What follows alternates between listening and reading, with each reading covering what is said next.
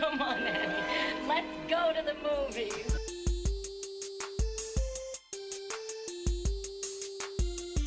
This is the Cinereelists, episode 634. My name is Kyle. My name is James. And my name is Zach. And we're here to talk movies, movie lists, and movie obsession for the next hour or so. How you guys doing? Doing pretty good. Great, man. Absolutely. It looks like we have a special guest. Yeah. If you're watching YouTube, you can see the guest right now. I did bring a guest. I brought my son, Galen. Nice. Hi. Hi, Galen. How you doing, Galen Galen? has been asking me for a while now to pop on the podcast, so I thought today was a perfect day.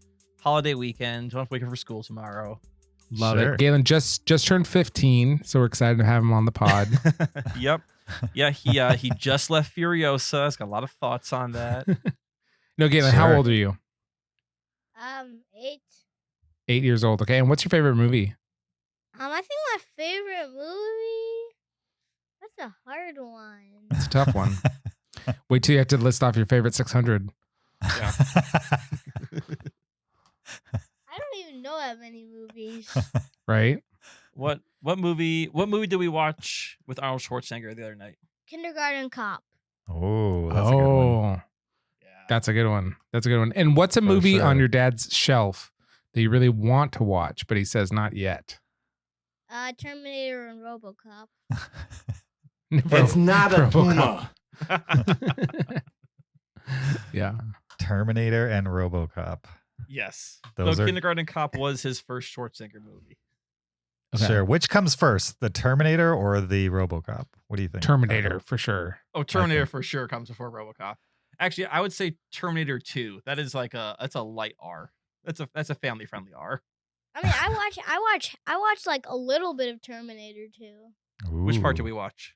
I watched like the chase scene where like the helicopter flies under the bridges. Sure. Yeah. My dad let me watch that. Nice. Nice. Pretty impressive, right? Somebody can fly a helicopter under a bridge. That's crazy. Like, how tall of a bridge do you think they need to have to fly a police helicopter under there? Oh, I think that was 85 feet. I clean. think that was a standard overpass. So, I don't know, 15 to 16 feet. Oh yeah. But Chuck Tamburo, he can do it. Is that who did it? Yeah.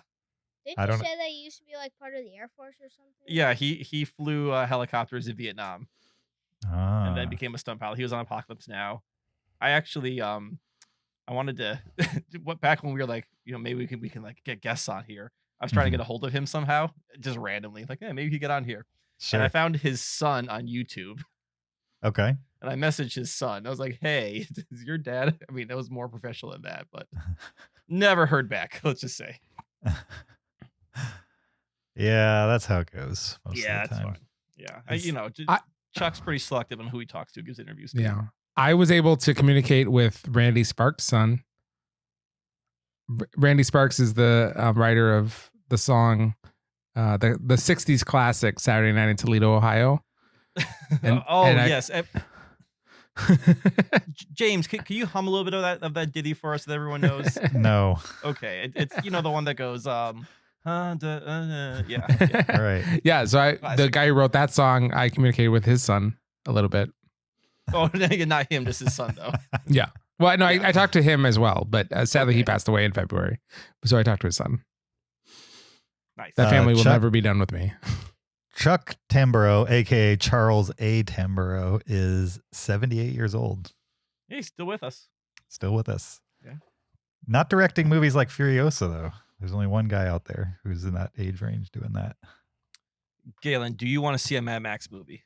Yes. What do you think? Like, what do you think a Mad Max movie would be like?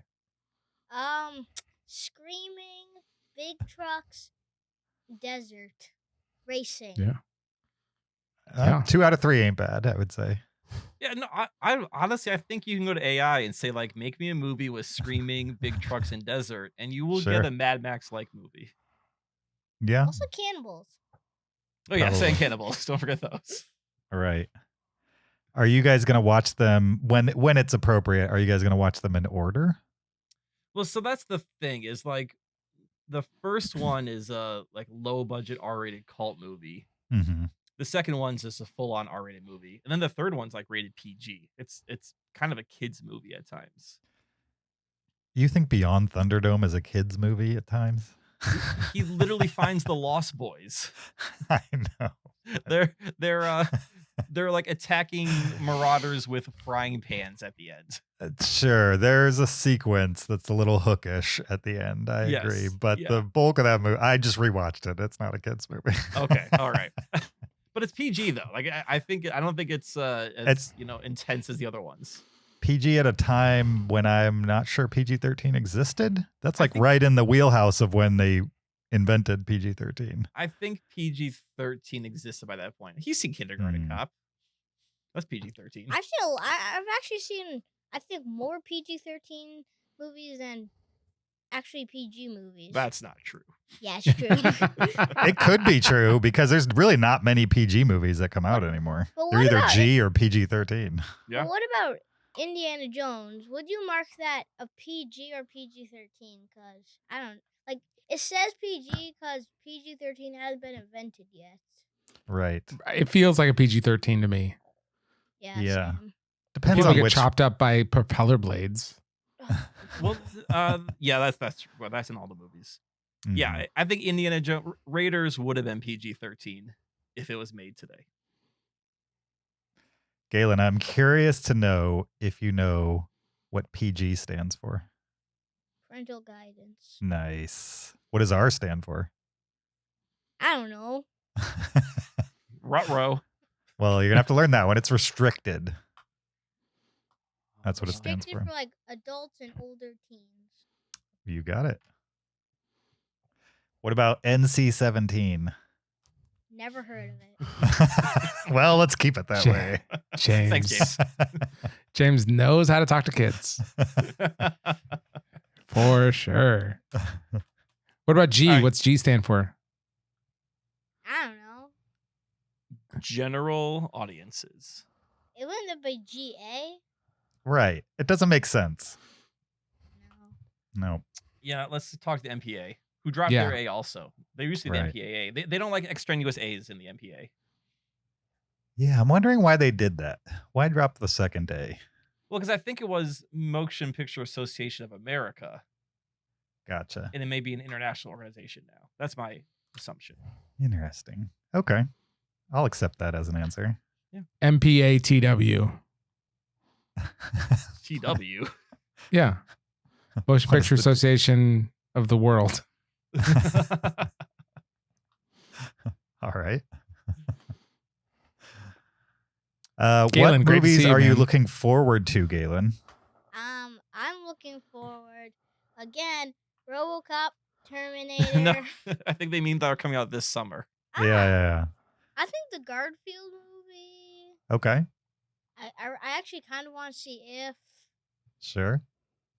And What's that robot one that you showed me the trailer for? I also want to see this movie called Wild Robot. It used to be it was a book, but it turned into a movie.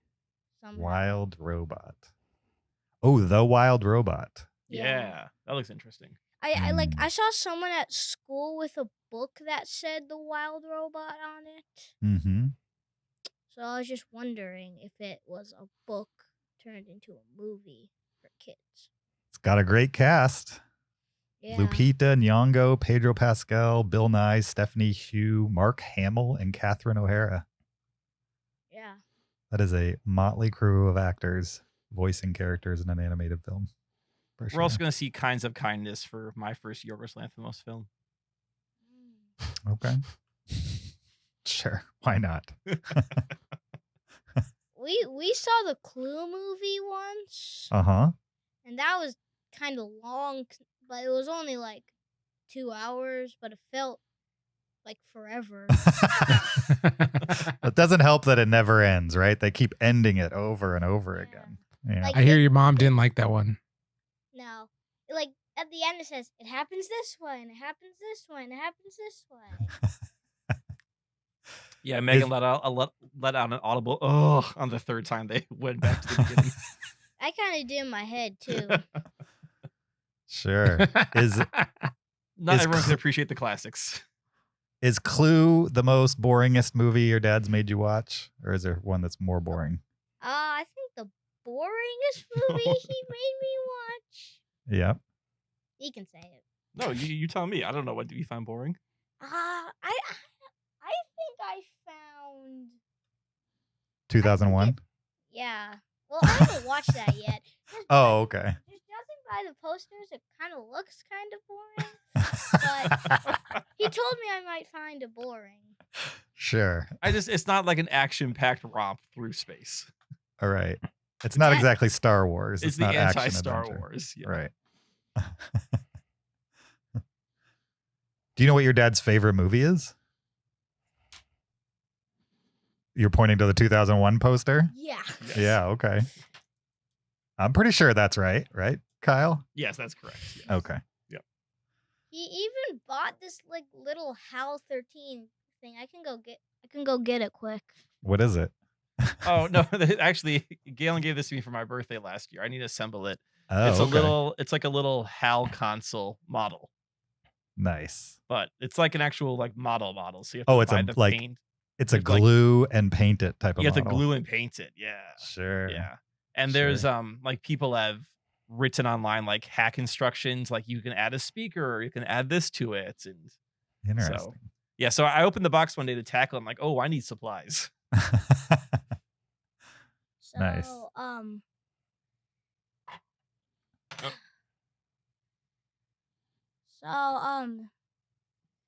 This is what it looks like. Wow. Probably The- see it. Yeah, I can see it. That is cool. Yeah, Is that about the actual size roughly? maybe. Yeah, I would say it's. I mean, I've actually never seen one in person, Sure. but I'm going to guess that it's close to the kind of scale they have in the movie. Yeah. Nice. Maybe at like Festival Con or Film Con, they might have like an actual size one. Yeah, I think Comic Con's gonna be a really big 2001 Space Odyssey booth this year. Absolutely. Yep. 100%. If they made a 2001 A Space Odyssey video game, would you play it, Kyle? Yes, but I really want to know what you're doing. You're probably hitting buttons and exercising and Yeah. Level 1, touch the monolith. right. I guess level 2 could be then like use your knowledge, fight with your bones or something. So, Yeah, I mean level 1 would be like kill another ape, right? Isn't that like the part of the beginning of that they're not movie? apes; they are early hominids called You're right. Australopithecus. You're right. That's you're an right, ape. you're right, Early That's a hominids were hominid. apes. It's an ape. I thought Hominids are hominids- apes. Hominids are apes, aren't we? Yeah. Hominids. Yeah. Yeah, we're apes. So We're- we do live on Planet of the Apes. Basically. Yes. But where's Okay. that big giant black thing? Rectangle thing. The monolith. Yeah. Yeah. Buried You gotta on go the looking moon. for it. It's probably on Jupiter. Not on So where Jupiter, did they it's find it? orbiting. Well, they first found it on the moon, Okay. and then it was a beacon that pointed them towards Jupiter, specifically orbiting, I believe, Europa in the book. But the book and the movie are slightly different. Because the apes find it. Anyway, Nice. it's a signal. Galen, any other movie thoughts you want to leave us with? Let's see here. I have a challenge for you. Okay. Oh, a Cinereelist challenge. We love Try to- challenges. Try to do 10 lines from Furiosa. Oh, that would be difficult because I've I only don't- seen it once. I don't know if Furiosa speaks 10 lines in that movie. Right. Okay, It's maybe it's a movie that doesn't have many lines. 5. I can say 5. one. Hmm. Lady and gentlemen, start your engines.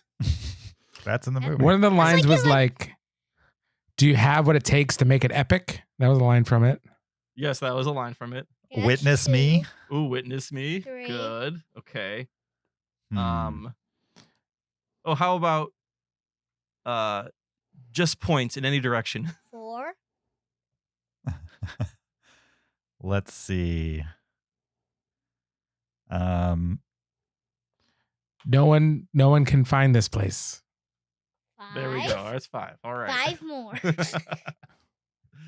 There we go. Okay, I've just looked it up. Anya Taylor-Joy has 30 lines total in Furiosa. So the main character only says 30 lines in the whole movie. Isn't that crazy, Galen? Yeah. I feel like another movie that only has like not a lot of lines. I can't. Maybe Wild Robot, cause like when I saw the trailer, not a lot of people were talking in it. It looks like a quiet movie. Yes. Yeah. Yep. It all comes back to Wild Robot. Mm-hmm. I'm hyped for this movie now. Thanks for telling me about it, Galen. Yeah, I kind It of looks cool. See it too. Yeah, we'll see it. It looks cool. I'm into it. All right, Galen, thank you. You're welcome. Thanks for dropping in. Yeah. You can say bye if you want. Goodbye. Keep it Cinereal. Peace. That was great. Good night. All right. Well, thank you for listening to this episode 634. Absolutely. Yeah. We're going to talk Furiosa. If you hadn't figured that out yet. We're also going to run down our top 10 prequel films or movie prequels, basically. Before we get into all of that, we need to remind you there's a video version of this podcast on YouTube. Go check it out there. You could also check out our Patreon at patreon.com/Cinereelists. Support the podcast, get extra after show audio. You could also leave us an Apple Podcast review. That's free and easy to do. If you have an Apple device, do that. 5 stars only. We appreciate it. Or you could send us a listener email to heyguys@cinereelists.com, REEL with an S on the end. That address is in the notes of this episode. Send us a comment, a question, a list suggestion, any of those kinds of things, and we will discuss it on a future episode. Are you guys ready to talk Furiosa: a Mad Max Saga? Yeah. Let's get to it. This movie is in theaters now. Here's a clip. Remember me?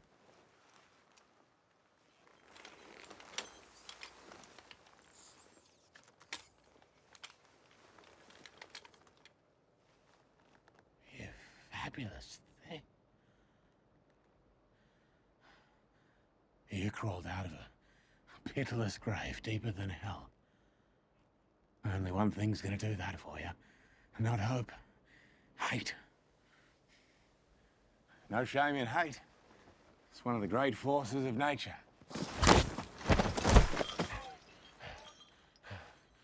That wasn't hope, that was instinct. That was Furiosa: a Mad Max Saga. This is a 2024 Australian post-apocalyptic action-adventure film directed and co-written by George Miller. This movie stars Anya Taylor-Joy, Chris Hemsworth, Tom Burke, and Alila Brown.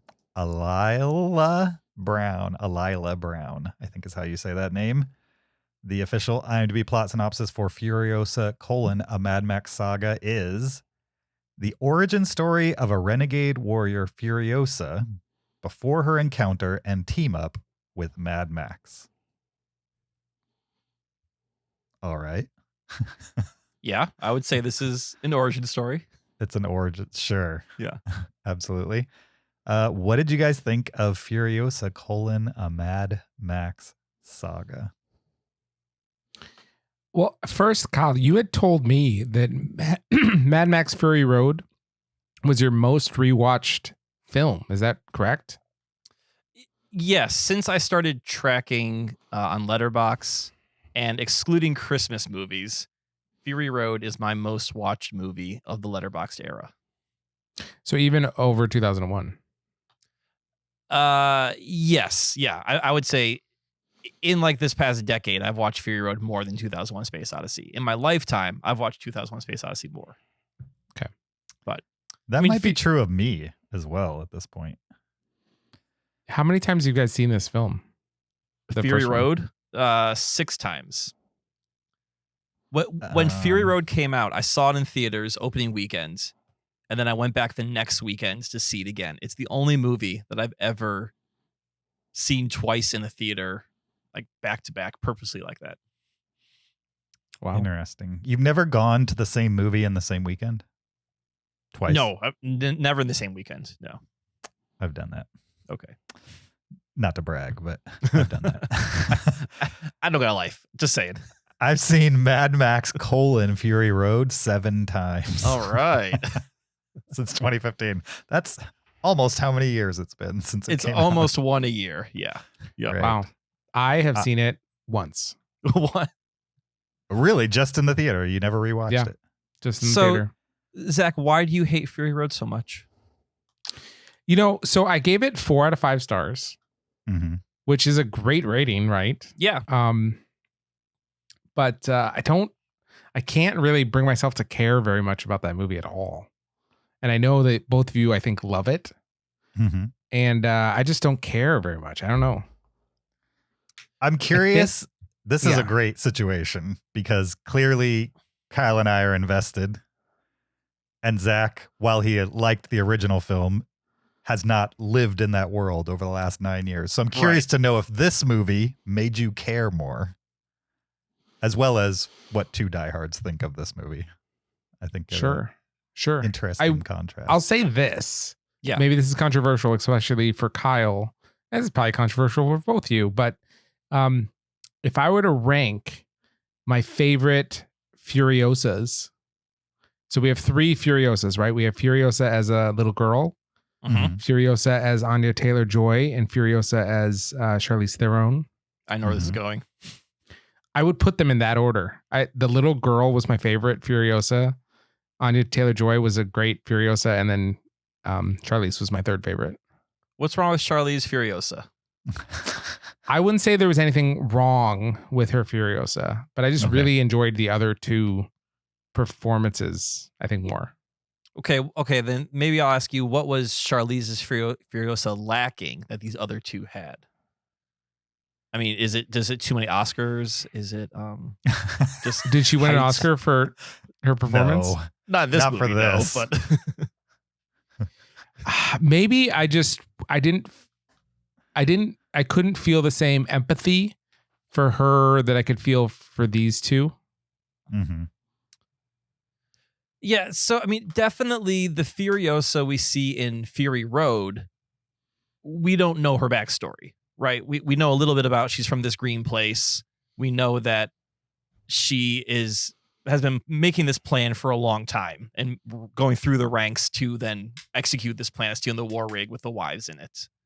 But you're right, we haven't seen the pain she's been through, whereas this movie shows you, like, you actually see it. So I can see how it's easier to empathize with these Furiosas because you're actually seeing her being kidnapped, her losing everything, and the trials she went to become the Charlize Theron Furiosa. Mm-hmm. Yeah, I mean, I prefer the Charlize Theron depiction, but I understand being more connected to the character as presented in this movie for sure. I thought all 3 actresses bring something to the table that's different at different stages of the Furiosa character's life, and I thought that worked well. And that all the actresses did well with what they were given to do, I would say. That being said, I think you probably could have de-aged Charlize and put her in this movie. It wouldn't have been that big a deal.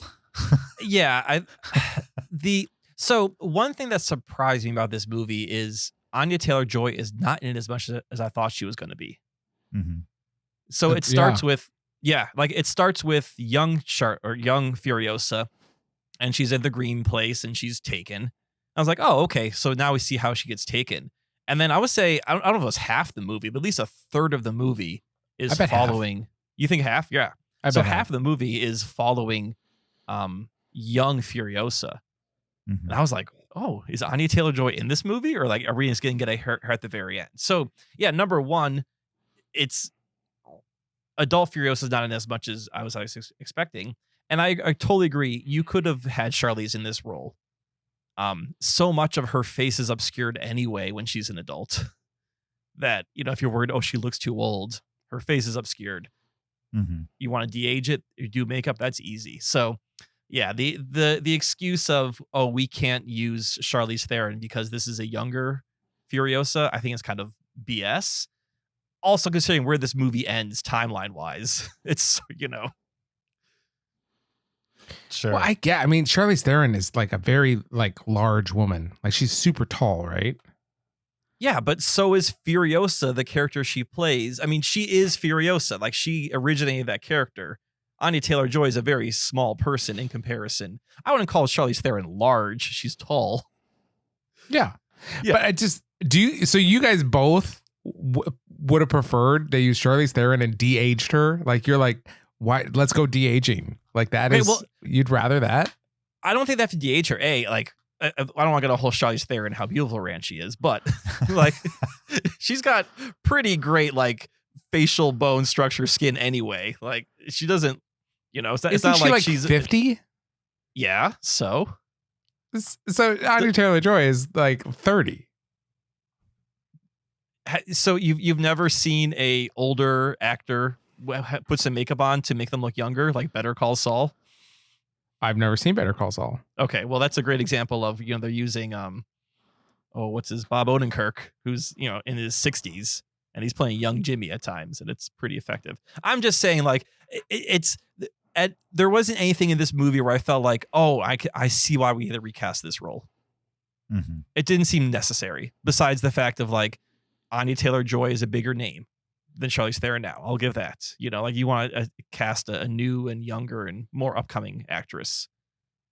But yeah, I mean, I thought it was unnecessary as well. That being said, I wasn't mad about it. Like I wasn't bothered by it. What we've ended up I was with, bothered by it, but I'm not mad. Like it didn't ruin the movie for me. Let's put it that way. So funny to me. Right. All right. Okay, we've been beating around the bush. Haven't really said what we thought about the movie itself. So let's get into that. Before we do, though, we just need to tell everybody this is a spoiler-free review that you're listening to right now, but we will do a spoiler-heavy review that will be at the end of the podcast if you're listening via audio. If you're on YouTube, just look at the description. There will be a link to the spoiler-filled review at any point if you want to jump to that. You want me to go first? Yeah, go for it, James. Why not? Okay. Usually one of us goes first. Let's you open up. This was my most anticipated movie of 2024. When we did The Hangover, it was my number one. I don't remember if it was everybody's number one. It probably wasn't Zach's, but maybe it was Kyle's. Definitely mine. Yes. Okay. So 2 out of 3 of us, it was our most anticipated movie of the year. Also, I really love Fury Road, as we've talked about. Clearly, I watch it a lot and I enjoy it. And there's nothing this movie could do to live up to the expectation that was built in my brain, I would say. And I went into the movie knowing that and trying to shake that, for lack of a better term. You know what I mean? Just kind of be like, okay, this is just a movie. It's just another Mad Max movie.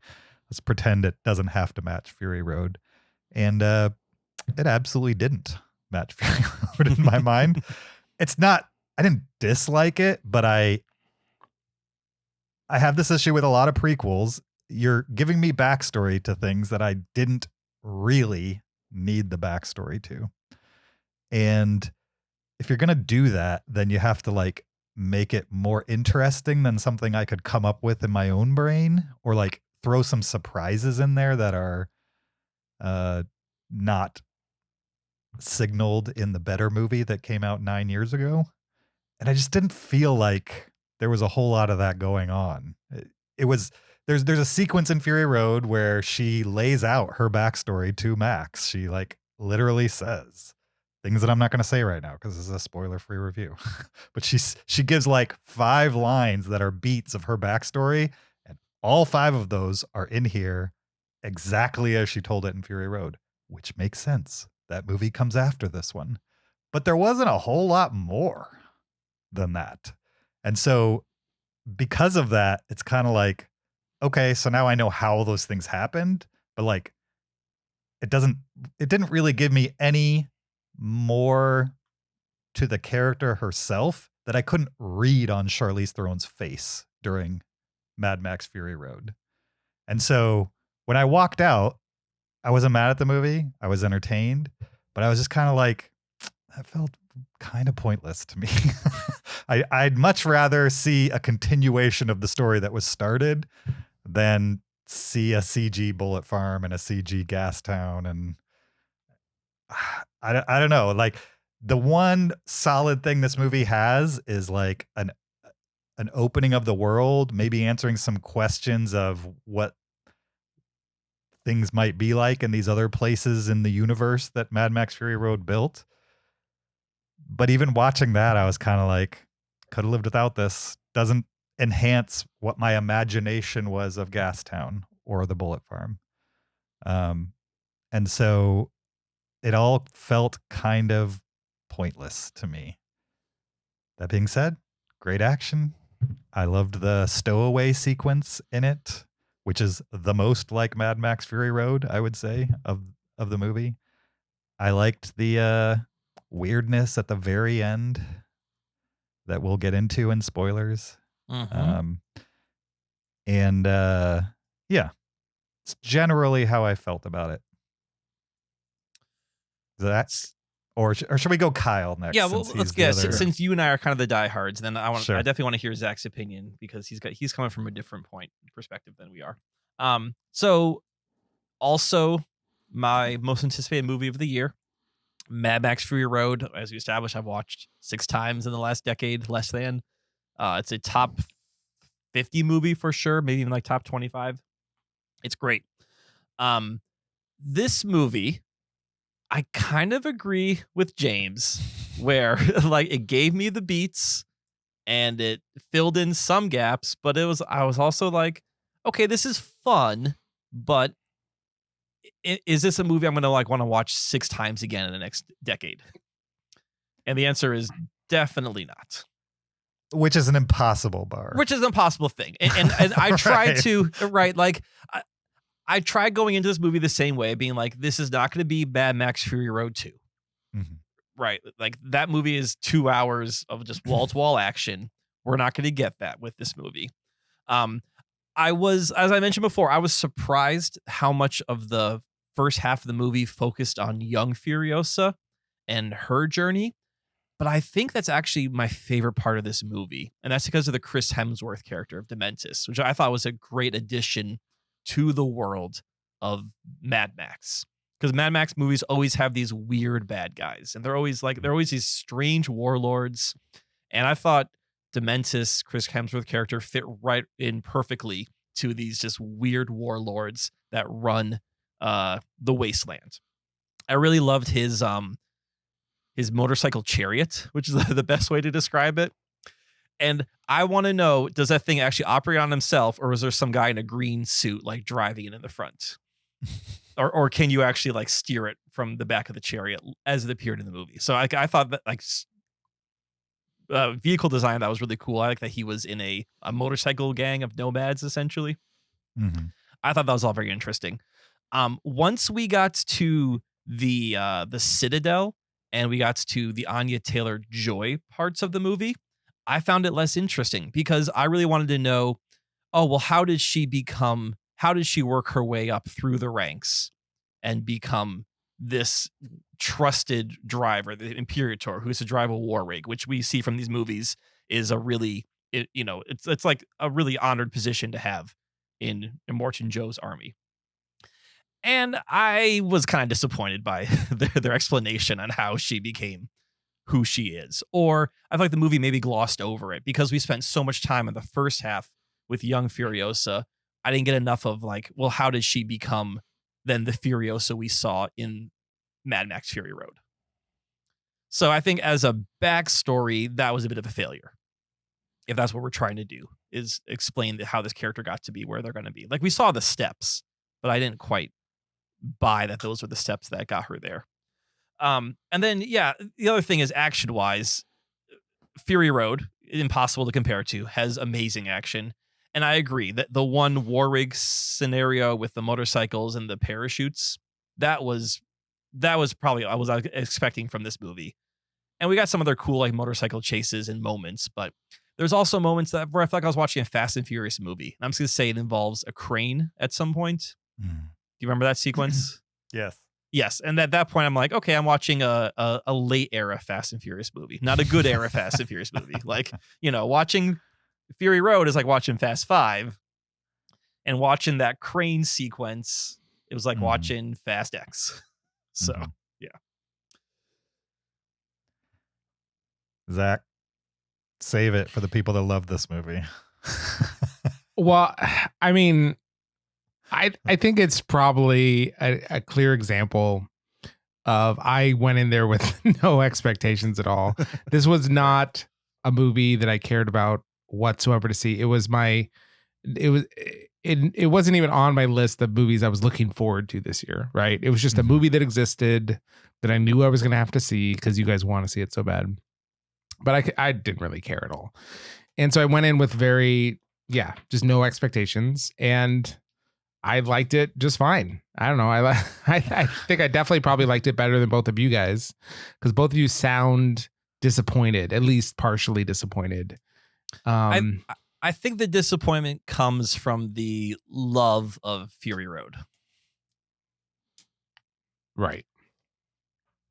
Yeah. For me, yeah, James. I don't disagree. It definitely comes from the love of Fury Road combined with why. You know what I mean? I just need I need the answer to the question why. And I'm not going to get that. So you guys know that a pretty common heuristic I use to determine how I feel about a movie is, do I want to live in that world? Right. Which is why, like, no matter how good Fury Road was, it was never going to be a movie that I fell in love with because that's maybe the worst possible world you could be born into. Like, I've no desire to live in any community in that movie. Right. It's just everyone's life is awful. And this movie continues that pattern for sure. I mean, it's just a brutal existence. But I will say it expands the world quite a bit. I thought it fills it out. It extends the regions. We see more nuance and there's diplomacy in this movie, which I find interesting. Diplomacy among warlords and stuff like that. They expanded on the type of action and machines that people would be using. Instead of just presenting us with more of the same, they found ways to expand it. Now, Fury Road was like a very extended action scene, right? Yeah. I think we all knew this one was not going to be that. And so I wasn't expecting it. For me, I was really impressed by the casting. I thought the little girl was so well cast as a young Furiosa. I found her story absolutely heartbreaking. And you can totally believe a couple things. One, that she learns to be very competent at surviving. I totally believe that from this movie. And two, that like she is motivated to get back home and she's willing to play the long con. And I don't know. So I dug it. I thought they're all good. I thought you guys were going to have a big problem with Chris Hemsworth just because he was so goofy that I thought you'd be like, why is this goofball in my movie? But Goofy is part of the world. Like I think about Road Warrior, like I don't know what his name is, but the guy who's wearing the metal helmet and he's shirtless and in the bondage gear. Sure. Like that's the goofiest bad guy we have in any of the Road Warrior movies. I don't know. Master Blaster from Beyond Thunderdome is pretty goofy. Which one's Master Blaster? Master Blaster is the guy that the pair that lives downstairs. Oh, okay. There's a little person sitting on a big person's shoulders. Yes. And the little person's named Master and the big bruiser guy's named Blaster. That's right. Yep. Yeah, I mean the series has a history of goofy bad guys with goofy names, and this movie followed through with that. That's for sure. Like I would say Immortan Joe, though the name is goofy, as a bad guy, he's rather serious in comparison to other Mad Max villains. Yeah, sure. But his sons are named Rictus and Scrotus, so yeah, right. It's also silly at the same time. No, like Rictus feels like a classic Mad Max bad guy. Sure. Just like this big beefy guy with weird headgear and bondage gear on. Yeah. All right. He's a little simple, I would say. A little bit. Yeah. A little inbred. Right. All of that makes sense. Like, as somebody who wasn't steeped in the Mad Max Fury Road repetition cycle of like rewatching that movie, all of that makes sense because Furiosa's story is new to you, right? That was 9 years ago. You're not going to remember the 5 lines she says in the middle of Fury Road that gives you her entire backstory. But if you watch it once a year or so, you're going to remember all 5 lines because that's all you get of her.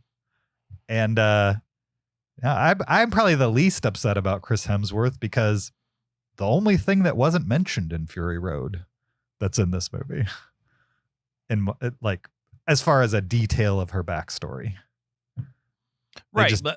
They don't say what happened to her, or they say what happened to her in Fury Road. They don't say who did those things to her. Yes. And so that's what they've filled in with this character, with this new character. And I wasn't mad about that, but also I don't need it. And I think that's why, again, I liked the first half better with young Furiosa, because I felt like that was seeing when she's with Dementis, that's when you see her become the Furiosa that we know, as in like the personality and the drive and all the traits you were saying, Zach. Sure. Yeah. It all just felt so unnecessary. I was like, I don't know. The CG felt unnecessary. And the only reason I say that is because they made a movie 9 years ago that didn't need it. At the level that they had it in this movie. I also felt that Fury, I hate doing this to a movie, making comparisons like this, but since they're so tied, right, there are some really beautiful, unique to action movie shots in Fury Road that maybe they're in Furiosa and I was blinded by what I was not enjoying, but I don't remember that type of stuff being in here. It was very CG heavy. I thought the cinematography in general in the slow parts and the fast parts in Fury Road was a step above what anybody else was doing. Whereas this felt a little bit like a comic book movie at times. So I always think of like one of the money shots from Fury Road is when the war party is leaving for the first time and the camera is behind this truck with drummers on it. And as the camera spins around, you get to the front, which has the guitar player with the flamethrower. And then like the entire war party is behind him. He's in the foreground. And then there's hundreds of cars in the background. And it just kind of hangs there for a while as you can take in like the size of this war party. And it shows you how important getting this rig back is to Immortan Joe in the first movie. And at no point in this movie was there this shot where I was kind of like, mouth agape, like, oh wow, like look at everything that I can see on the screen right now. And at no point did the camera just like stay and just hold on to something for a while. Yeah, it felt like they tried to make it as fast paced as Fury Road without having the chase last the entire movie, which meant that anytime they were in story mode, it was moving at a clip that probably didn't serve it as well as, I mean, this, you watch Mad Max Fury Road, then you watch 10,000 Years of Longing, and you understand why this movie is the way it is. Like 10,000 Years of Longing has more DNA with this movie from a presentational aspect than I feel like it has with Mad Max Fury Road, with the exception of the stowaway sequence in the middle. That is very Fury Road. You could have tacked that onto the end of Fury Road. I would have thought it was the same movie. It's so funny listening to you guys as someone who's just way less invested because these movies feel so much of a piece. Like they absolutely feel like they go together with just some like subject matter differences. Like one has longer chase scenes and the other one has more character stuff. It just, I don't know.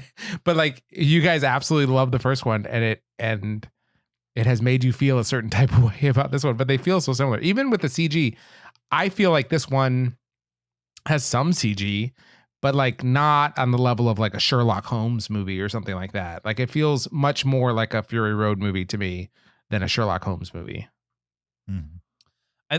I think what's one of the things that's great about Fury Road is the efficiency. And it's 2 hours. It's not told in real time, but you're seeing maybe 24 to 48 hours of events in a 2 hour time span.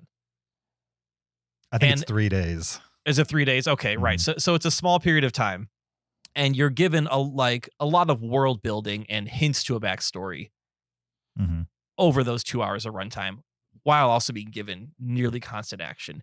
And this movie is just a different pace because it is okay. It's backstory, so we're gonna start from like when she was a kid to when she is. I'm guessing like 40 years old. Is you know, if we're gonna assume that Furiosa is the same age as Charlize Theron was in Fury Road. So like now we're given 25 years of history over a 2.5 hour movie. So your pace is going to be a lot different. Yeah. This movie had a montage in it. And I can't remember a single Road Warrior movie ever to have a montage in it. They in the middle of it, yes. But they do have montages. They normally start with montages. Well, they start with montages at the beginning of like how the world collapsed. Right. That's like, but this one had a montage in the middle, which I thought was strange. I also, in spoilers, want to talk about the credit sequence because that was very strange to me. Absolutely. We are going to talk about the credit sequence. Thank you. Absolutely. Thank you. Did you guys stay for the after credits shot? Yes. No, I made all 2.5 hours up without a bathroom run, but those credits rolled. I'm like, oh, I see what's happening here. We got to go. So, okay, tell me in spoilers what the after credit shot was. We will. Oh, you didn't even stay all the way for the like during credits stuff. I started watching them and I kind of figured out what was going on. And I was like, okay, well, I don't need to stay for this. So sure.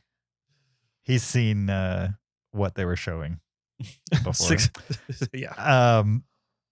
So to kind of answer Zach's take on Kyle and my take, I did not expect another Fury Road. I didn't necessarily even want another Fury Road. I wanted another Mad Max movie where I don't already know the storyline to it. I didn't get that. I got a movie where, with the exception of Chris Hemsworth's character, which I couldn't have predicted on my own anyway, I got exactly what I thought this movie was going to be if I was making a Furiosa prequel. Well, hold on, that's what he made. And it's hard to blame him for that. Hold on. Sure. What could this movie have been if she told her backstory in the movie and then this is her backstory? What would you have had it be otherwise? I have an answer. Go ahead, James. I have an answer for that too, though. I don't have an answer to that because I'm not George Miller. Yeah. I was hoping that he could surprise me with something that I wasn't expecting, kind of like Fury Road did. And also, like, these movies are known for the fact that they don't tie themselves to stories that are already told. Like, if you watch the original Mad Max and then Mad Max 2, Road Warrior, and then Beyond Thunderdome, you've got Mel Gibson in all of them, but like, they're generally not crossing. Like, they don't really care about what came before. You just know it's a guy surviving in a post-apocalyptic setting, and here's a little section of his life surviving out in the wasteland. And that's how the story was treated with Fury Road as well. This is the first one where they're like, no, we're going to tie this to a previous movie and tie it heavily to a previous movie. So James, would your preference have been they tell a Furiosa origin story that's just completely different from the one she says in Fury Road? Having seen what this movie is, yes. Before I saw this movie, I was hoping that wouldn't be the sentiment. But it is. Gotcha. If she had not said those 5 lines in Fury Road, would you have liked this movie a lot more? I might have liked this more, but I probably would have liked Fury Road less. Okay. So it's hard to know.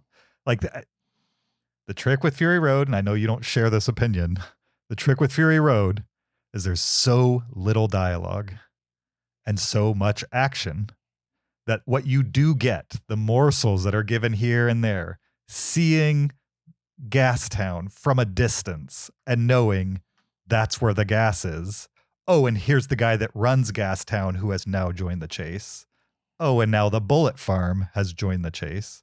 They're naming them after what resources they're providing to the world. It's enough to understand what's going on. Furiosa gets the same treatment. You get enough of her backstory in like 5 lines to know why she's motivated to do the things she's doing. I didn't need it explained to me. Or if you're going to explain it to me, make it surprising. Yeah. And I didn't get that. I don't want to spin wheels because I'm repeating myself at this point. But so yeah, would I prefer a brand new story with Furiosa? Sure. Could I have used a Mad Max story in which we don't reference the happenings of Fury Road at all? Sure. I would have preferred that over what I got with Furiosa as it exists. And also all of that makes more sense in the context of the entirety of the Mad Max saga. It sounds like I hate this movie. I don't. James, 4 stars. I don't. I don't hate this movie. I just was hoping that I could get like a 4 or 5 out of this, with Mad Max being like a solid 5. Yeah. And I did not get that. So yeah, I think we should move to spoilers soon. I think so too. Because there's anything anybody else about. has to say spoiler free before we move on. All right, let's letterbox this and move to spoilers. What are you guys going to give Furiosa: a Mad Max Saga? 3.5 stars. I gave it 4. Called it. Wait, you said you were hoping for a 4 out of 5 movie. I was hoping for a 4.5. Oh, okay. I heard a 4 out of 5. Nope. Okay, so you're disappointed. Like all of this critique you gave was for a half star. Hey, when you set the bar this high, even if it's lower, it's lower. Can't believe you went 4 stars. Zach? 3.5. I like it more than Zach does. Amazing. Zach or James love this movie. Number 1. I didn't dislike it. We're going to do our list. It's going to make my top 10 prequels of all time. Spoiler alert. But well, I didn't hate it. There's not a lot of great prequels out there. Sure. There's a theme to prequels. I feel this is why prequels are hard. Yeah. Because your average film goer who doesn't remember what came before doesn't care.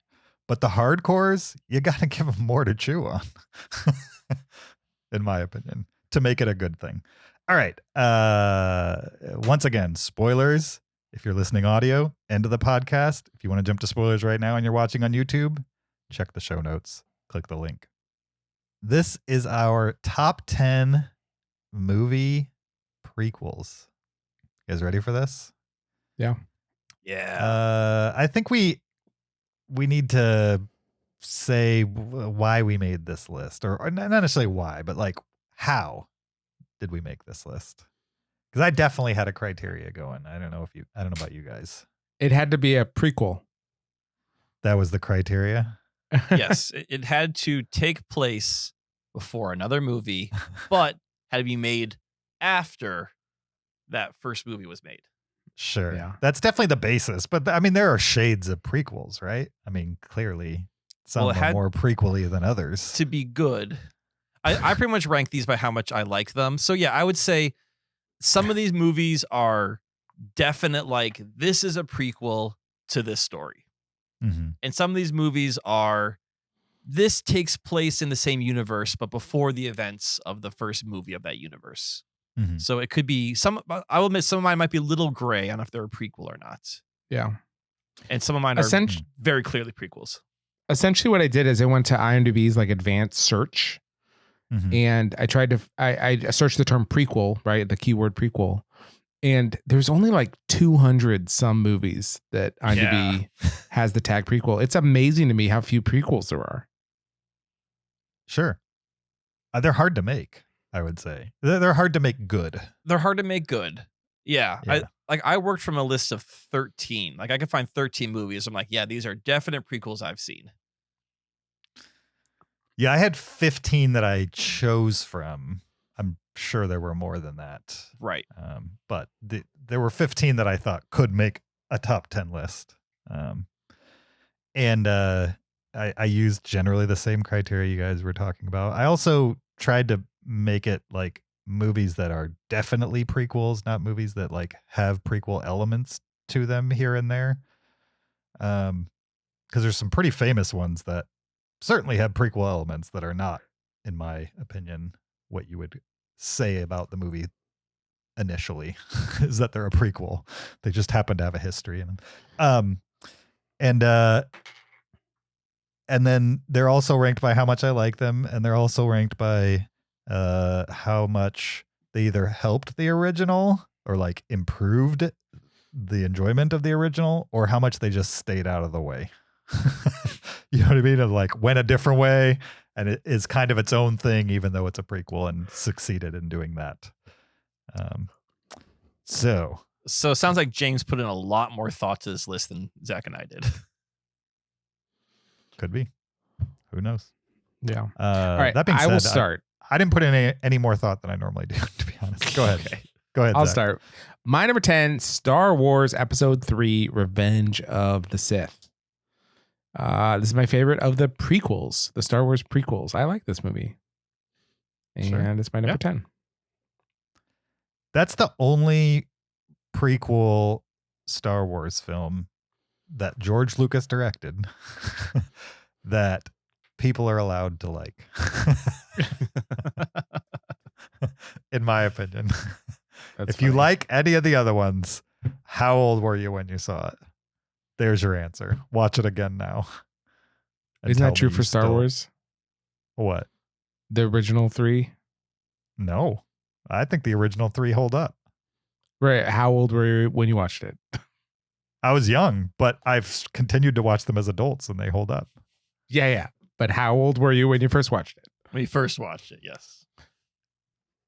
You can watch good movies when you're young and they can continue to be good movies.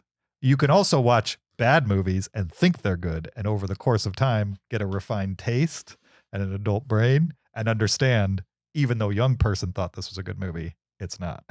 No, people that watch the prequels as kids, they like the prequels as adults.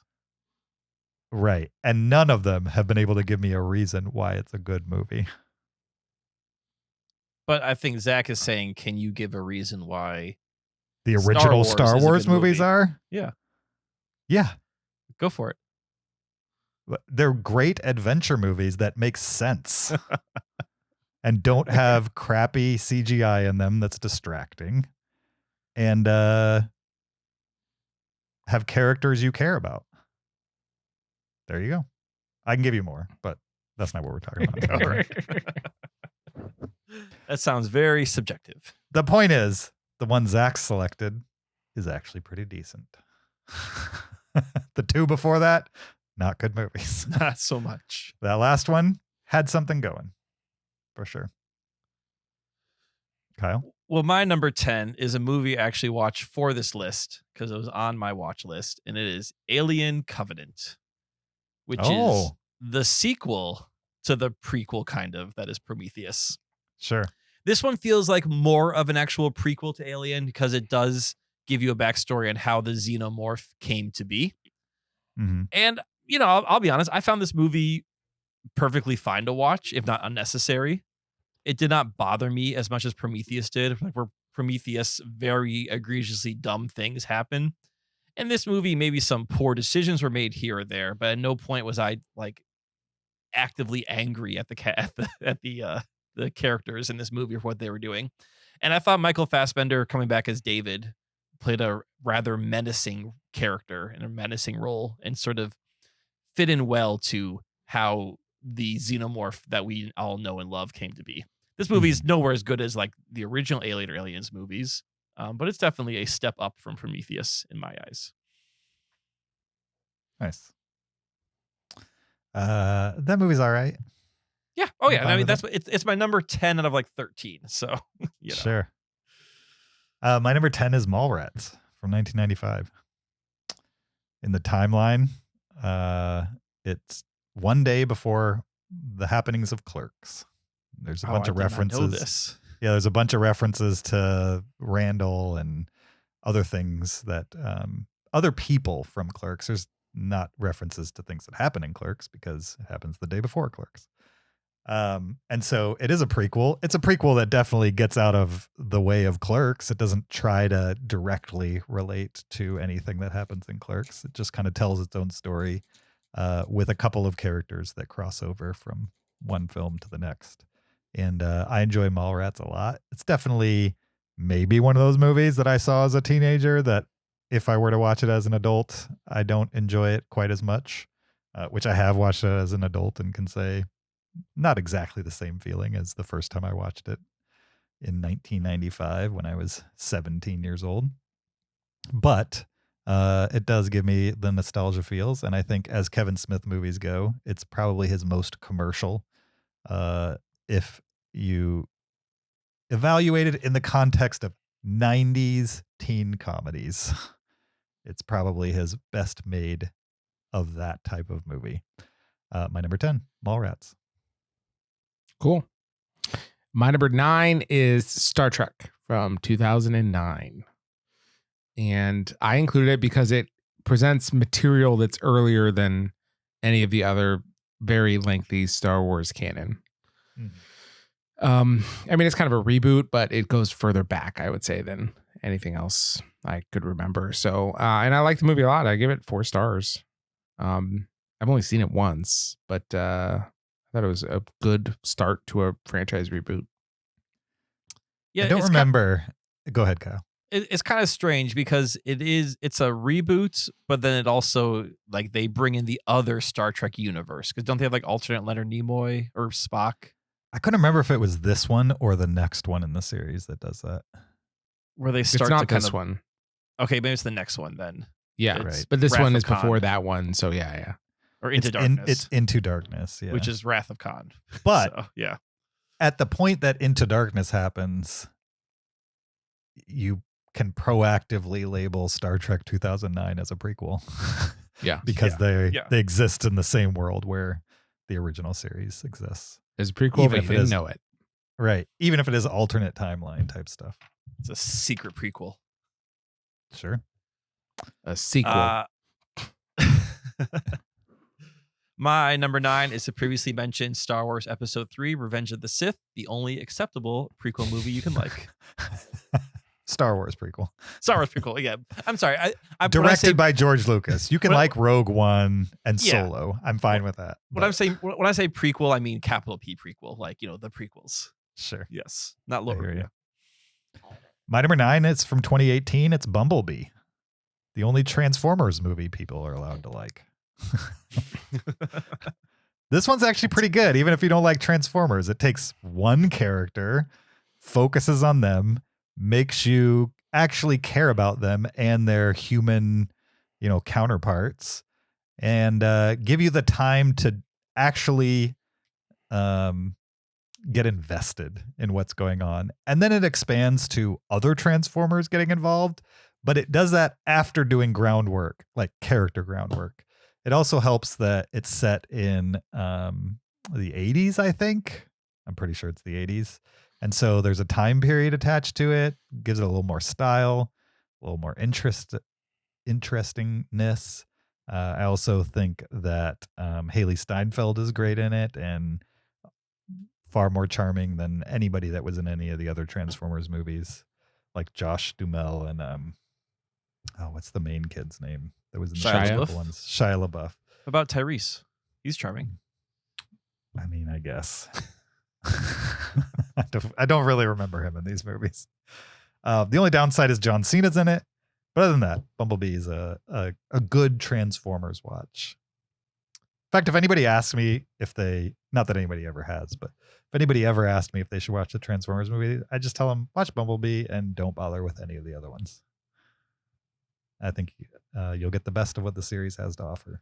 My number 9. Well, my number 8 is a twofer, and I'll explain why. But it's X-Men Days of Future Past and X-Men First Class. Nice. And I included them together because I rated them the same on Letterboxd. And I remember liking these movies, but I do not remember which is which, unfortunately. So You don't remember I which know- one came first? No. I'll give you a hint. It's the one with the word first in it. Okay. All right. All right. Which one had Quicksilver like running around the room? Future That's Past. Days of Futures Past. Okay. That was a good scene. Anyway, I like these movies. I just don't remember them. I've only seen them once, so I just put them together because I wasn't going to rank them against each other. Fair. So they serve as my number 8. My number 8 is a movie we discussed last week, and that is Dawn of the Planet of the Apes, which is the middle of the Planet of the Apes reboot trilogy. And I was thinking about this, Zach. You kind of mentioned last week that the reboot trilogy, they're all titled terribly. And you're totally right, because the first one's Rise, the second one's Dawn, the third one's War, and it makes no sense.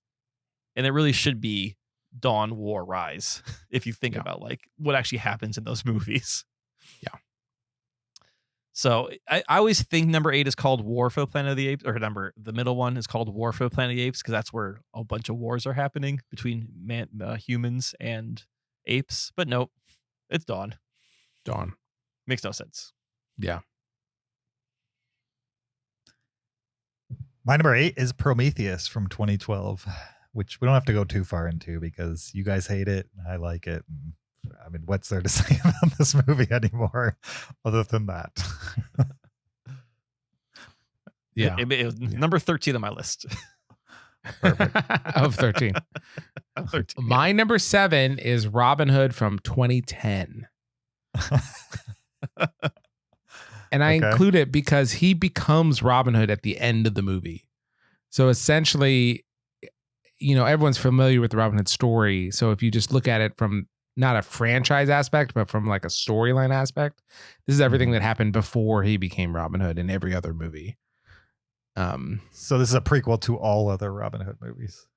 Yeah, it's a prequel to the legend rather exactly. than to the franchise. Yeah. Gotcha. Not an entirely successful one, but there's enough to like. Nice. I wonder what percentage of lists you make every year for this podcast include a Robin Hood movie. Good Like, question. I It's pretty really low. want- So I think it's Yeah. low, but enough to note. right, yeah, it You comes think up. there's at enough. least one a year? Oh, I think there's Yeah, more for than sure. one a year. Yeah, It's definitely maybe less than 3. ones that have a 2001 Space Odyssey on it. How many lists have I made with 2001: A Space Odyssey on it this year? Oh, I don't know. Top None. sci-fi movies. None. Oh, okay. So top sci-fi one, movies. yeah. So one. Yeah. Well, my number 7 is 2001: A Space Odyssey, which is a prequel to 2010, the year we make it up. No, my number 7 is Furiosa: a Mad Max story or saga or whatever it's called. Nice. My number 7 is Furiosa: a Mad Max Saga, Okay. which we just talked Nice. about. Okay. Well, my number 6 is The Lion King 1.5. Have either of you guys seen this? Never seen No. it, no. So this one is actually decent. It's a straight to video Disney movie in the world of Lion King, and it's the story of Timon and Pumbaa concurrently with the story of the Lion King. So it's what's happening with them up into and including the events of the Lion King, and unlike most direct to DVDs movies, this one has good songs and it's fun. Like it's totally watchable, and I thought a lot of fun. So if you want to get more in the Lion King universe and you don't want them to be CGI and telling the same story, you could happily watch The Lion King 1.5. It's sometimes called The Lion King 3. So it's like Rosencrantz and Guildenstern are dead for the Lion It is King. 100% that. Nice. Yeah. I think that. very on the nose, it's that. Nice. My number 6 is the previously mentioned X-Men First Class, And this is it's rebooted the X-Men franchise, also with younger cast members. So it takes place, I think, in the 60s. And we sort of see the rise of the X-Men as well as the schism that happens between Professor Xavier and Magneto. And I remember enjoying this movie and can't tell you much more about that. All right. My number 6 is Prey from 2022. This is the Predator prequel that was released streaming only, which was unfortunate for sure. Yeah. I wish I could have seen this movie in a movie theater. Definitely. And it takes the Predator series all the way back to the 1700s, I believe, and like shows you the first time predators landed on Earth. Gives you very sparse details on why they're here. More like inferred details here and there, and shows kind of how people that lived in the area during that time may have reacted to an alien hunter on the planet. And good action. Definitely is a prequel, yet with the exception of predators coming to Earth, shares very little storyline wise with the other Predator movies. So in that way, it just kind of got out of the way and told its own little story. I enjoyed the adventure. My number 6. Cool. My number 5 is The Thing from 2011. And I believe the events of that movie happened directly before the events of the original Thing. Mhm. And I like the 1982 version. I like both things. I think they're both really well done. So, yeah. So I've never Yeah. seen the 2011. Is it good? It must be good. It's good. Okay. It's good in different ways than the original one. They didn't do that movie a great service by like naming it exactly like the movie everybody loves. Yeah. And they didn't imply that it was a prequel like in the marketing, and so people thought they just remade the Thing, and I think it hurt because it was never going to be that. But instead it's its own kind of fun thing.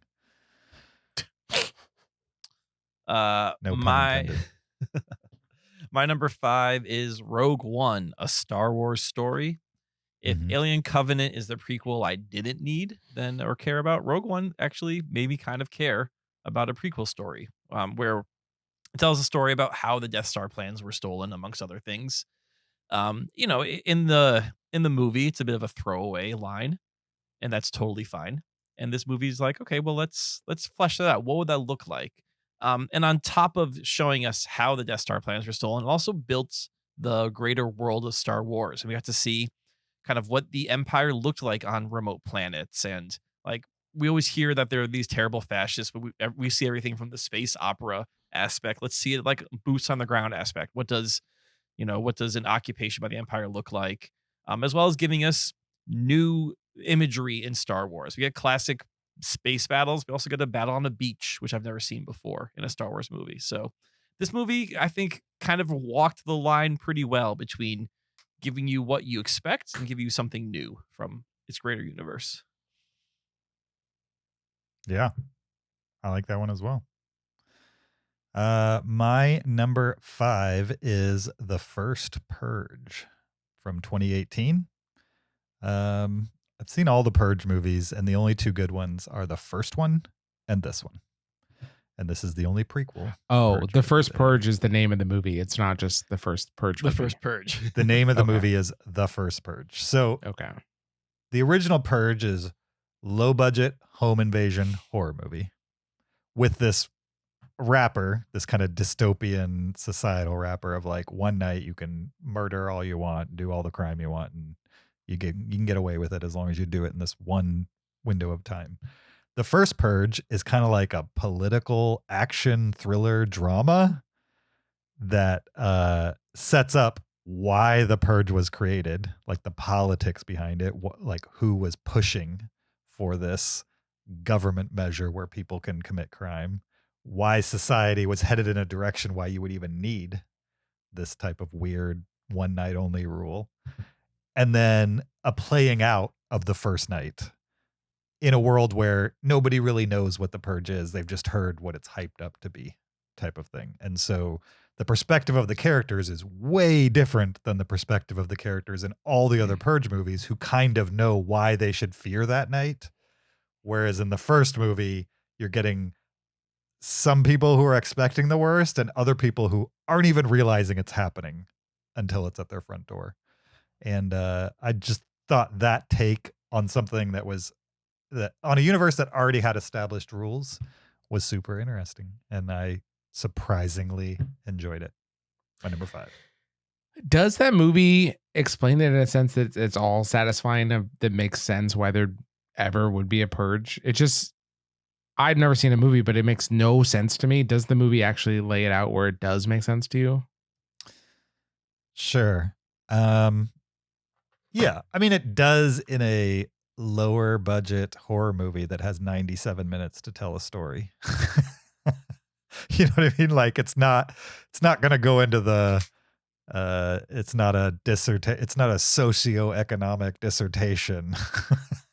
It's still a movie. So I don't know if it's going to give you enough of that backstory, but it talks about like there's a ton of unemployment. There's inflation has basically wiped out people completely. There's like a lot of people who are just like non-thinking people. They're irrational people who have nothing to live for, essentially. And there's a housing crisis going on. And so there's like a bunch of pretty relevant things to like modern society that if you have a combination of all those things, then you have a group of people that are highly angry, I would say. One thing I appreciate from the movie, since you've asked me to go into it a little more, is just it's kind of apolitical. It's more like politicians want things from you. It doesn't really matter which side, and they're generally going to do whatever they think you want in order to get elected, which I think is generally true about politicians, to be cynical for a moment. And so I like how that type of stuff played into the movie from a bigger perspective than a lot of the people that you follow in the film. So I think you could check it out without even seeing the first one. This one's like far less horror than any of the other ones. Okay. Okay, Cool. I was going to ask you that, how much horror, like, 'cause I don't really care for home invasion movies, but if this one's more political thriller and less like just The Strangers, then I'm okay with that. Right. It's definitely far less Strangers. Okay. Okay. My number 4 is Wonka, movie from not too long ago, and I thought this is a fun movie. It's a musical. It's lighthearted. It's fun. I mean, it's different than Willy Wonka and the Chocolate Factory, but it's a fun time, and I liked it a lot. Gave us some backstory on Wonka. That wasn't spelled out in 5 lines of the original, and I enjoyed it. My number 4 is Fast and Furious 6. Now, in the Fast and Furious timeline, everyone knows that numbers 4, 5, and 6 actually take place before number 3. And it's quite obvious when you watch the movies. This retcon was done mostly because the character of Han was introduced in Fast and Furious 3 Tokyo Drift and promptly killed off. And then when Vin Diesel came back to the franchise, he wanted to include Han in his movies. So he just said, well, we're just going to make our movies take place before this one. And at some point, we will tie back into the timeline. And 6 is the movie that takes place directly before 3. So that's why I put it on my list. Because definitely the events of 6 lead into the ending of 3, which then leads us into 7. Also, I like 6. It has great action. Not as great as number 5, but 6 does give us these soap opera aspects that we start to get from the Fast and Furious franchise, with characters coming back from the dead and having amnesia, and the bad guys, the new good guy. So, like, if 5 is a pinnacle of Fast and Furious action, I would say 6 is a pinnacle of Fast and Furious soap opera. That makes sense. My number 4 is Wonka. I agree with everything Zach said. Sweet. My number 3, this is probably the most controversial on my list as being a prequel, but I'm going to say it anyway, The Godfather Part 2. Because half of this movie is a prequel to the first movie. Yeah. And with Godfather, we round up.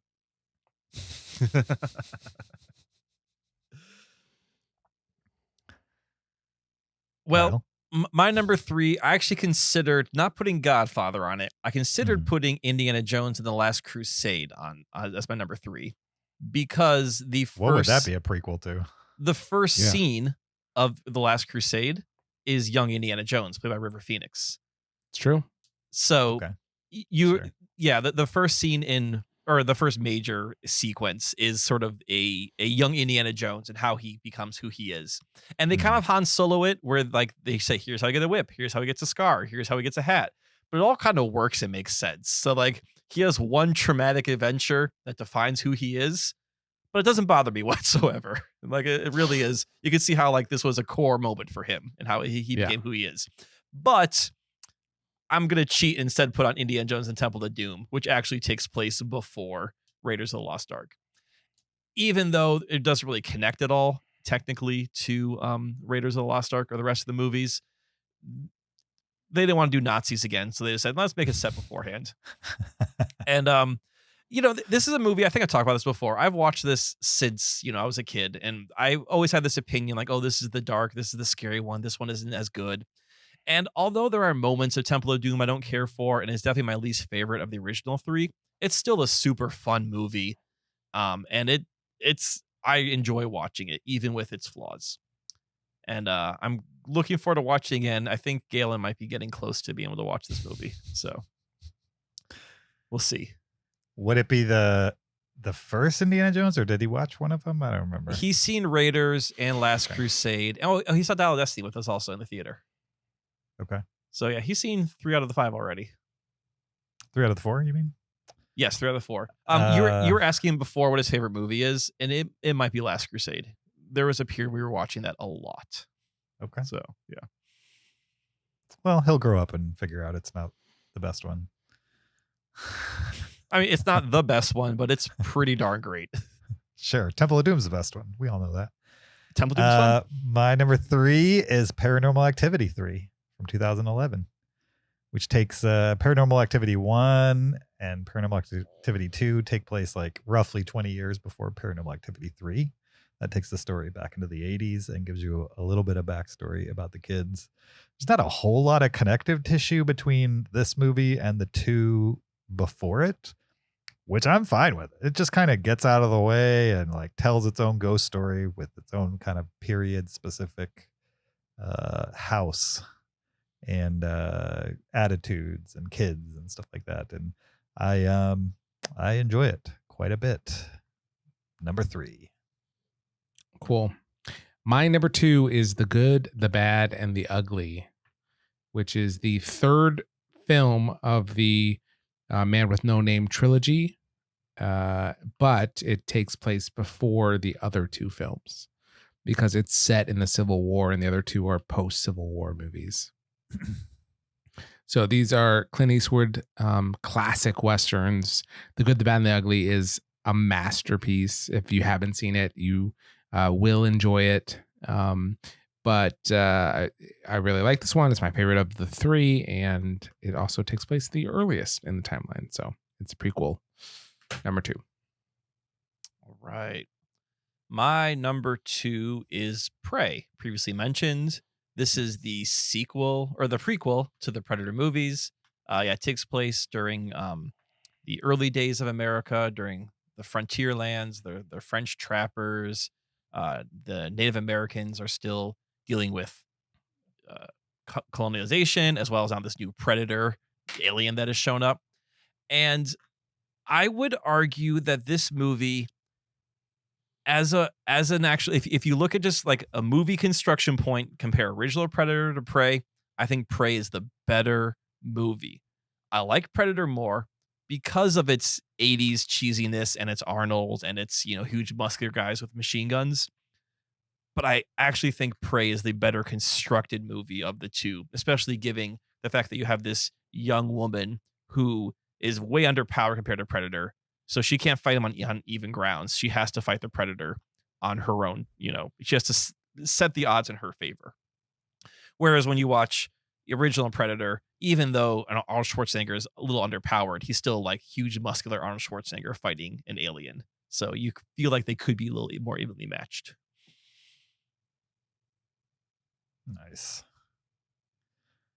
My number 2 is from 2009. It's Terminator Salvation, which is an odd one because from like a timeline perspective, like a normal timeline perspective, it takes place in 2018, which is after the original films, but it's still telling a story about characters in their younger years who appear in the original films as older, which is just a strange way to timeline movies.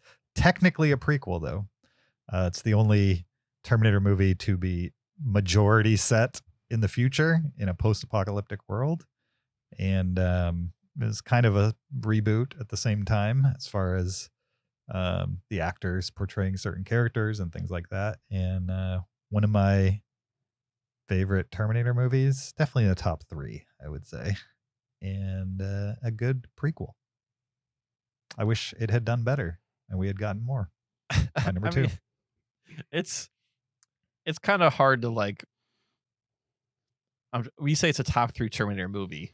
It's like, well, 1 and 2 are pretty solid where they are, and then the rest all other Terminator movies are pretty crappy, and you have one decent one. So yeah, like by default, Salvation is a top 3 Terminator movie, but sure, not many people are gonna call it like a top 2 or top 1 Terminator movie. I mean, there's like 7 Terminator movies now, yeah, so but like top 3 is pretty good. Well, yeah, but I mean, top 3 is good, except for numbers 4 through 7 are all just turds.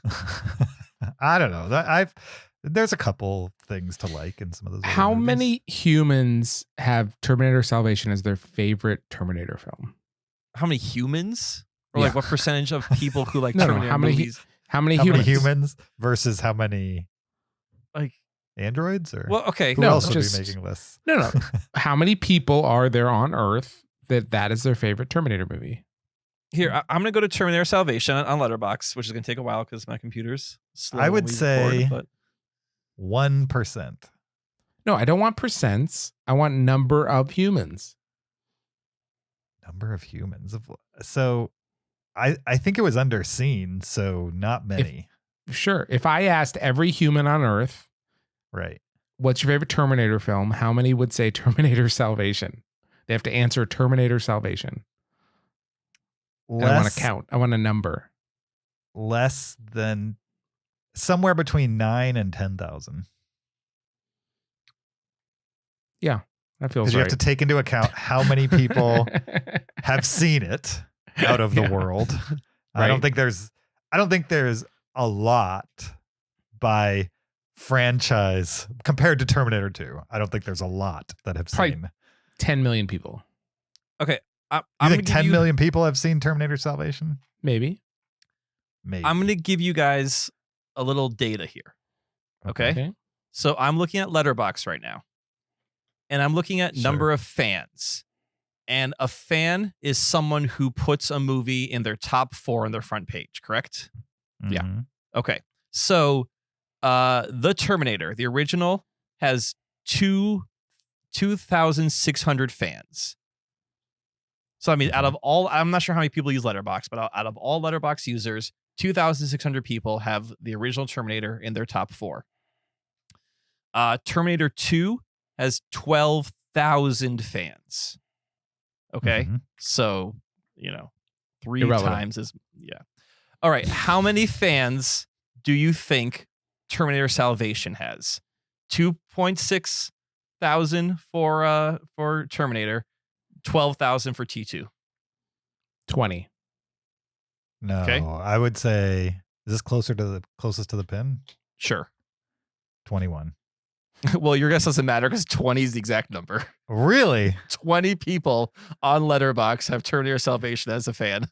I might have to change my Did top you look that 4. up, Zach, or is that a lucky Nope. guess? Did not look it up. Okay. Can't believe I got it wrong with totally trying to squeeze you out. That's amazing. It didn't matter what you had guessed, you would have been wrong. So Sure. yeah, 20 people of the entire Letterboxd community have Terminator Salvation as a top 4 movie. So what was Zach's original question? How many people would list it as their How favorite? many humans would choose Terminator Salvation as their favorite Terminator movie? I'm going to say, James? I'm going to adjust my answer to 4,000 to 5,000. I liked your original answer. 9 to 10,000 feels right to me. Really? Because there's some people that saw that movie and didn't see the other Terminator films. So it's the only Terminator movie Right. they saw because So it's Yeah. by Christian Bale. default their favorite. Yeah, there's 17-year-olds that saw that movie and never bothered to see the other Terminators after it. Right. In 2011, they were 17. They saw that. And Exactly. They hated Terminator from that moment on. And didn't feel like exploring the lore at all. And thus, it's their favorite Terminator film. Yeah. So maybe it's higher. Because there's not many people under the age of 30 who have seen Terminator 1. There's just not.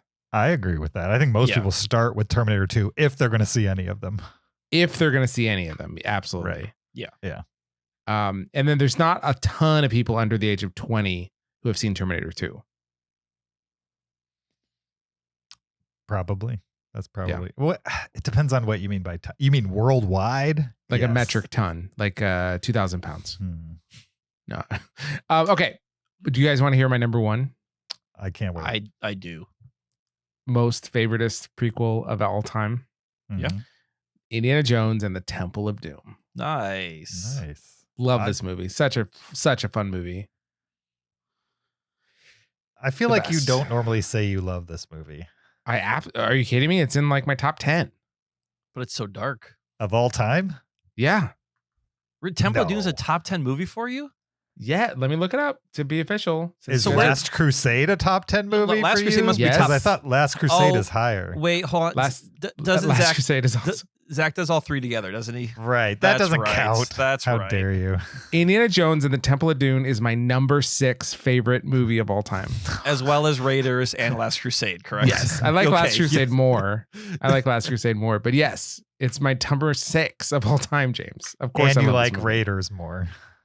And I like Raiders more too. Yeah, it's my least favorite of the Indiana Jones trilogy. So it's your number 6C, basically. yeah, 6C. Yeah, that's accurate. 6C. Okay. But it's a 5-star movie. I mean, I love Indiana Jones and the Temple of Doom. Sure you do. No, there's other trilogies where I took 2 movies and included them together in my list, and the third one just doesn't even show up on my list, right? So, like, if I didn't like this movie, I would separate it from the pack and drop it down. Oh, okay. Do you do that um, with like Godfather 3? I haven't seen Godfather 3. Okay. Well, you will see it, and then you will not include it with your Godfather 1-2 combo. No, but Indiana Jones and the Temple of Doom, people talk about it how like it's like on a different tier as the other two, and I just Mhm. disagree. I think all 3 are on the same tier. They are all awesome, and I love Indiana Jones and the Temple of Doom. When you do watch Godfather 3, are you going to watch the original cut as released in theaters, or are you going to watch the Godfather Coda? The recutting. I'll take recommendations. I haven't seen Coda yet, but I think you have to watch original because it's divisive. And if you watch Coda, you may not be able to be a part of the divisive conversation.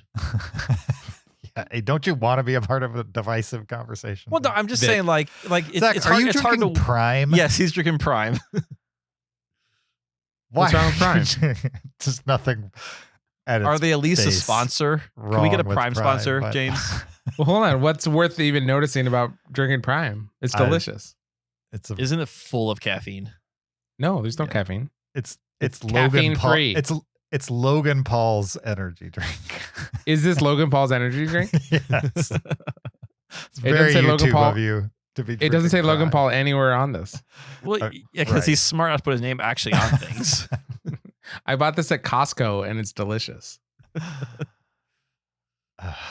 It's like a Prime's fine. it's like a B12 shot. Have you had the Prime with the 3 colors, the popsicle colors? No. You know the popsicle that you used to, or at least I Oh did yeah, when I was the a kid. rocket Yeah, yeah. one. Yeah. The Prime with the 3 colors is like the best drink the best sports drink you'll ever drink from like I'm a excited. taste perspective. It's so I'm good. pumped. But it's Prime though. What's wrong with Can't- Prime? It's delicious. Look at this. Logan Paul's kind of a scumbag. We shouldn't. I get don't into like it. I don't like Logan Paul. Oh yeah. Right. He's, Well, every time you buy his product, you put money in his pocket. So Zach's trying to read it. Like, is there anything but Logan Paul on this label? I do not not. know. All right. Coconut Well, water. while Zach reads the ingredients to Prime, I'll tell you my number one, and it is the good, the bad, and the ugly. This is a top 100 movie for me. It seems a little strange that it takes place before A Fistful of Dollars, because A Fistful of Dollars really feels like a young man with no name, how he kind of walks into this town, cleans it up, and walks away. Whereas in The Good, the Bad, and the Ugly, he seems like a much wiser character with how he's dealing with the conflict. But that's just little things. Because of the Civil War, we can clearly say that The Good, the Bad, and the Ugly takes place before the other two movies. I mean, this movie is your definitive spaghetti western. Like every cliche you see in pop culture you still see the spaghetti western cliches in pop culture comes from this movie. The close-ups, the music, the standoffs. This movie does it all. It does it great. And it's the 3 cast members, Eli Wallach, the other guy, and Clint Eastwood. I can't think of the third guy's name. Angel Eyes. I feel terrible not knowing his name off the top of my head. But I mean, those 3 make this movie, as well as obviously Sergio Leone, amazing director, and Ennio Morricone, amazing composer. I need to rewatch those movies, but like with distance between them, because when I watched them for the first and only time, I watched them like back to back to back, and so they're too similar in my brain to separate. Even though I know The Good, the Bad, and the Ugly is the one everybody points to as the best, I just don't have much memory other than like broad strokes of what that series is about, and probably not the right way to watch classics is back to back when they're sequels of each other. The best way to remember them is A Fistful of Dollars is Yojimbo. Haven't seen that. Okay, A Few Dollars More is Back to the Future 3. Seen it. And The Good, the Bad, the Ugly is the classic. So that's all you got to know. Lee Van Cleef. That's the third guy whose name I forgot. Yes. Before I reveal my number one, which I know you are all waiting for with bated breath, I saw an argument that Back to the Future 3 was a prequel. Well, I mean, do you guys accept that? It's not what I picked. No, I don't. I don't. I understand the argument, but no. Okay. I almost put Back to the Future 2 on this list as a prequel. But I couldn't figure out a way to justify it logically, so I didn't do it. Right, because it's not at all a right. prequel. I'm not gonna give you. I was really thinking it through. Like, can I make this a prequel somehow? And I just couldn't come up with a sound argument that you guys wouldn't poke holes in, so I didn't do it. But sure, I tried to work on it. Okay, fair enough. My number one is the aforementioned X-Man: Days of Future Past. Nice. Which is a great prequel. It certainly takes place before the first one. It brought kind of the soft reboot or the hard reboot of First Class into the world of the X-Men. Like, we didn't know that First Class was actually a prequel to existing X-Men, because when they made that, I don't think they intended it. And so in Days of Future Past, they cement its prequelness and bring characters from the original series in and all those kinds of things. And I think it's pretty great. My number one. Very nice. Thank you. Thank you. Thank you very much. Are we going to do a Patreon episode? Because if not, I have something I want to add. And if we're going to do a Patreon, I'll just do it on Patreon. We could do a quick Patreon. I have some honorable mentions if that's what you're talking about, Zach. No, it's not. Oh, okay. It's Furiosa related. We'll do your thing and my thing and whatever All else right. Kyle wants to do. Sure. All right. Thank you for listening to this episode 634 of the Cinereelists. We appreciate your listenership. Don't forget, you can always find us on YouTube. You can leave us a review on Apple Podcasts. You can find us on Patreon, patreon.com/Cinereelists. You can send us a listener email, heyguys@Cinereelists, or you could follow us on social media on Instagram, Twitter, Facebook, or TikTok at Cinereelists, or you can follow me on my personal Twitter or Letterboxd or Blue Sky account at YoJRB. You can follow me on Twitter or Letterboxd at Chauvin. You can find me on Letterboxd at Peter SKB. Galen also has a Letterboxd at Galen P, I think, but I've not updated it in like 2 years. So interesting. I really wanted to keep like a record for him of every movie he's seen, and then it just got to be too much work. So he sees too many movies. He couldn't keep up with it. Well, then he was like started to watch movies like with just Megan. I'm like, well, oh, yeah, tell me about these things. And like he'd be like, I watched that at school. I'm like, what do you mean watch that at school? I can't log that. So yeah, we let him out in the wild and that's lost control. And that's why you must keep your kids home all the time, everyone. Never let them out of your sight. You could just pick it up at this point or teach him how to log himself. Maybe he'll find a new hobby out of it. I know, but then there's going to be like a 2-year gap. He's like, what movies did I watch between the ages of 5 and 8? I'm like, I don't know, man. You gotta fill that in. Yeah, I'm sure. We'll never know. All right. We'll be back next week with the movie If, as directed by John Krasinski. So if you haven't seen If, definitely check it out. We'll see you there. Until then, keep it cinereal.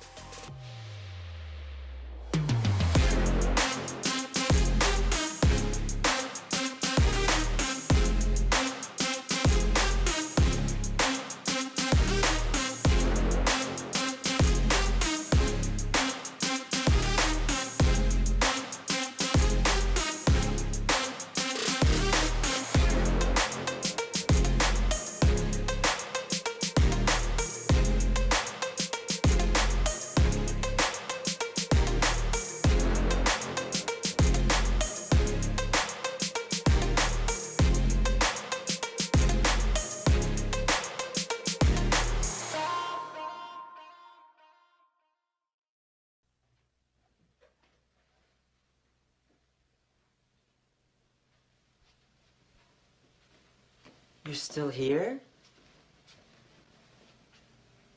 It's over. Go home. Go.